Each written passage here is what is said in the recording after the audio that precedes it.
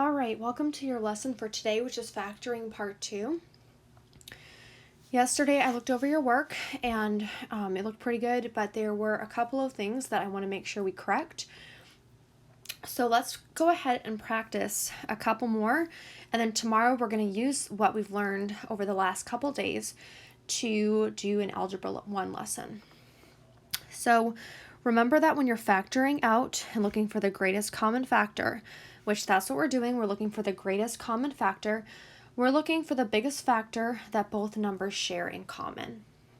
So the method we learned yesterday was that to factor, you start with what you're trying to factor. So in this case, I'm actually going to just rewrite this as 16 times m times n, because all of that gives me 16mn. And I'm going to factor out the factors, or the numbers that you can multiply together to get 16 times m times n. Now, I like to usually factor out my numbers first, so I'm going to factor out a 2. Whenever a number is even, so when it ends in 2, 4, 6, 8, you can factor out a 2.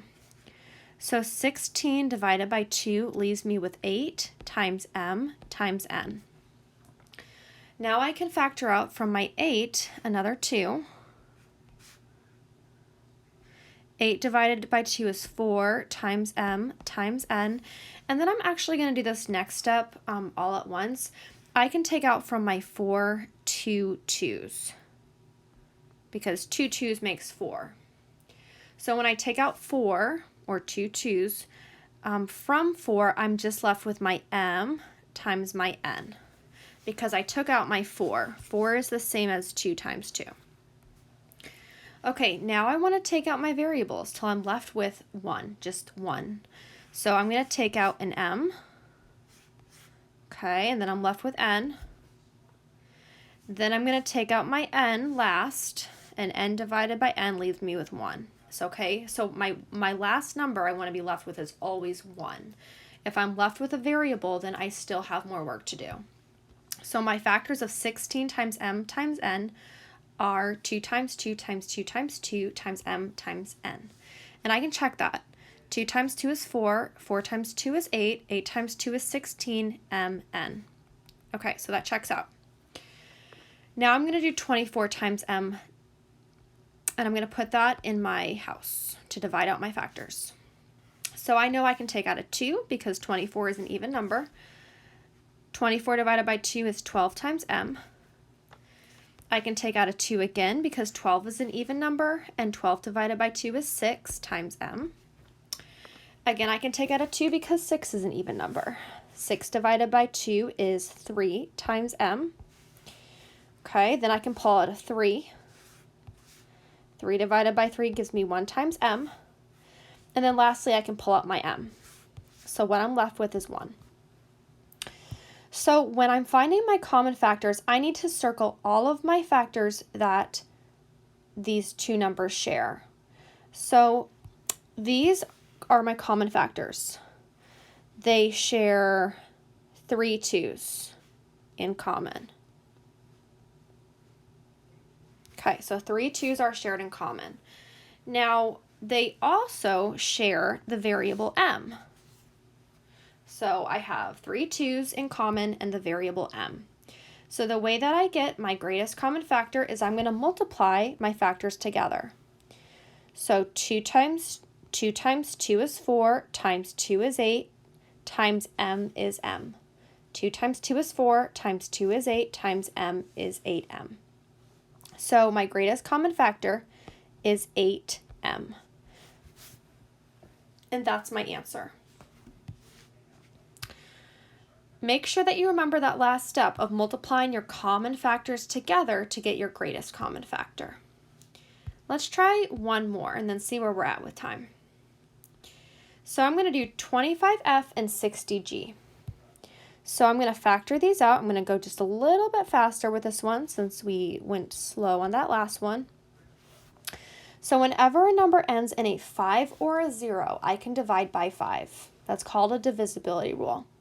So 25, I can take out a 5, and 25 divided by 5 is my 5 times my f. I can take out another 5.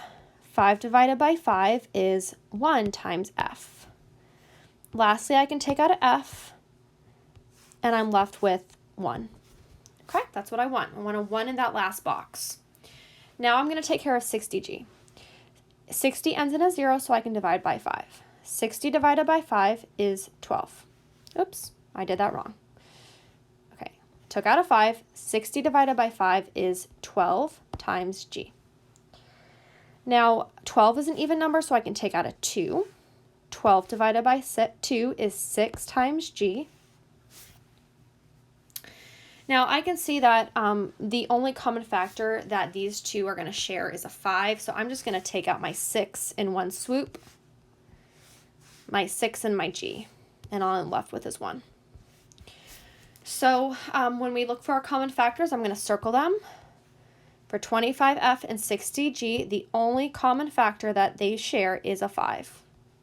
So in this case, they don't share any variables in common, so my greatest common factor is 5. Okay, let's do one more example just to make sure we have the hang of it.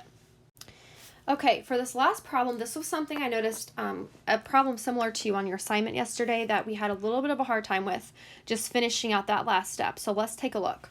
So I'm going to put 33c and 55cd in my factor house. And I'm going to divide out my common factors. Now, whenever you have two digits that are the same, you can divide by 11. That's a trick. So whenever you have two digits like 33, 44, 55, 66, whenever you have two digits in a row that are the same number, you can divide by 11. So I'm going to start that out.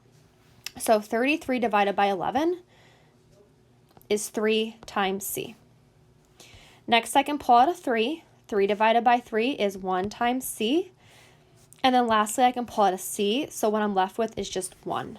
That's what I want. I want 1 left over. No other factors I can take out. Okay, 55cd, again, I can divide by 11 because I have two of the same number in a row. So I'm going to pull out 11. 55 divided by 11 is 5 times c times d. Now, no, I don't have to write that multiplication symbol in between. I just think it's helpful to remember what we're doing.